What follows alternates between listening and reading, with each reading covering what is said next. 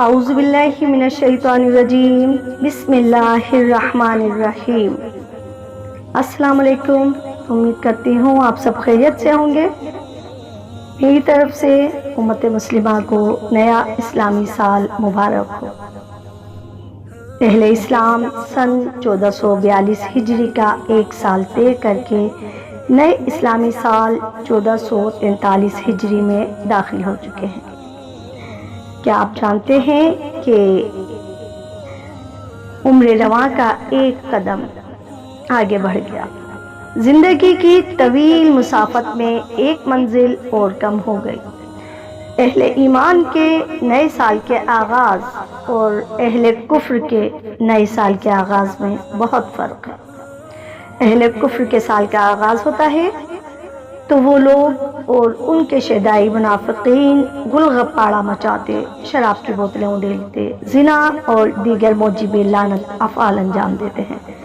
آپ غور کر لیجئے، اہل کفر کے سال میں جتنے تہوار آتے ہیں سب اوباشی، عیاشی اور بغاوت الہی کے مرقع ہوتے ہیں۔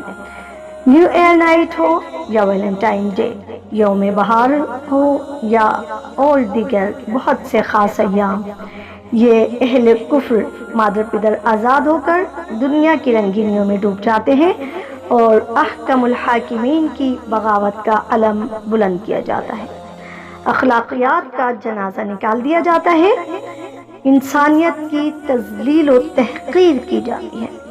دوسری طرف اہل ایمان کا اسلامی سال ہے جس کا پہلا مہینہ محرم ہے اور جس کا آغاز ہی ہجرت کے پیغام سے ہوتا ہے۔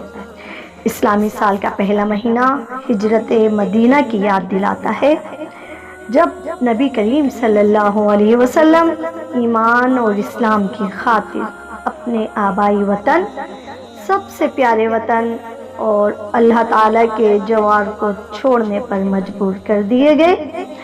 ہجرت کے واقعے سے اسلامی سال کا آغاز اس بات کا پیغام ہے کہ ہر مومن اور مسلم کی زندگی جہد مسلسل ہے، بے ہم مشقت ہے، ہر لمحہ منزل مقصود کی طرف پیش قدمی سے عبارت ہے۔ ہجرت کو وسیع معنی میں لیا جائے تو ایک پیغام یہ بھی ہے کہ خطاؤں اور معصیتوں سے یعنی گناہوں سے کنارہ کیا جائے۔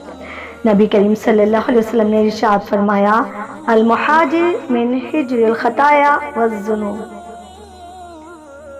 مہاجر تو وہ ہے جس نے خطاؤں اور معصیتوں سے کنارہ کشی کر لی۔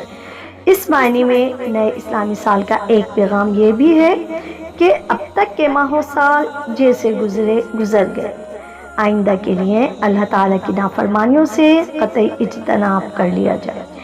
پھر اسی مہینے یعنی محرم الحرام میں اسلام کی دو عظیم شخصیات سیدنا عمر بن خطاب اور سیدنا حسین رضی اللہ تعالی عنہما کی شہادت اس بات کا بھی پیغام دیتی ہے کہ راہ اسلام میں جانسپاری، جانثاری اور فداکاری کی کٹھن منزلیں بھی ہیں۔ شجر اسلام کی آبیاری کے لیے خون مظلوم بھی درکار ہے۔ مسلمان کا اول و آخر اس بات کا متمنی رہے کہ اسے راہ حق میں شہادت فی سبیل اللہ جیسی نعمت عظمیٰ حاصل ہو، کیونکہ اس کا آخری مہینہ ذی الحجہ ہے۔ اسی مہینے میں سیدنا عثمان ذی النورین کی شہادت اس بات کا پیغام ہے کہ مسلمان اول و آخر اس بات کا متمنی رہے کہ اسے راہ حق میں شہادت فی سبیل اللہ جیسی نعمت عظمیٰ حاصل ہو، اللہ تعالیٰ کی خوشنودی اور رضامندی مل جائے اور وہ اپنی معصیتوں کو خون جگر سے دھو کر سربریدہ اور قدم شکستہ اللہ تعالیٰ کے دربار میں مظلومیت کی حالت میں حاضر ہو۔ غور فرمائیے، اسلامی سال کا کوئی مہینہ، کوئی دن اور کوئی لمحہ بندگی رب سے غفلت اور مدہوشی کا پیغام نہیں، بلکہ ہر دم اللہ تعالیٰ کی رضا اور قرب کی تلاش کا عنوان ہے۔ اسلامی سال کے ساتھ صرف اور صرف پاکیزگی طہارت، عبادت رب، ایمان ہدایت اور نجات و سعادت وابستہ ہے۔